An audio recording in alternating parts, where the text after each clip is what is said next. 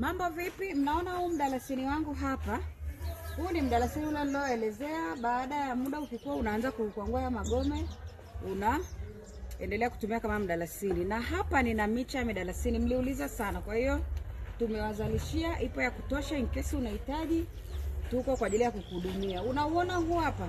Kwa sababu Watanzania wengi tuna tabia hatutaki kuotesha kitu cha muda mrefu. Unataka kitu cha hapo hapo ili ule.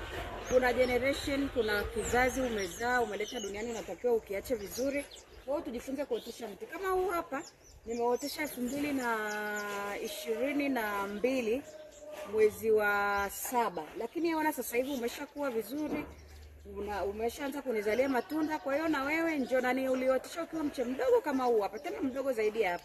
Lakini leo uko hapa ni mkubwa. Kwa hiyo karibuni sana. Na faida za mdalasini kwa wale ambao hawajui, mdalasini unasaidia kumeng'enya chakula, unakusaidia kuondoa vimbe mwilini, unakusaidia kurutubisha zile kinga za mwili, pia unakusaidia kuongeza joto na kusaidia mzunguko wa damu vizuri.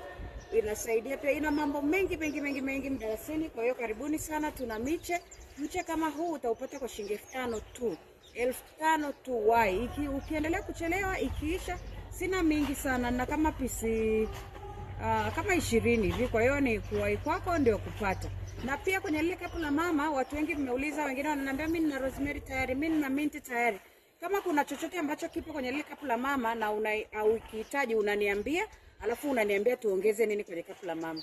Karibuni sana wapenzi wangu, wateja wangu, na kuanzia kesho tutaendelea na elimu yetu ya mmea mmoja, maua mazuri kwa ajili ya kuondoa bad energy, kuleta positive energy nyumbani.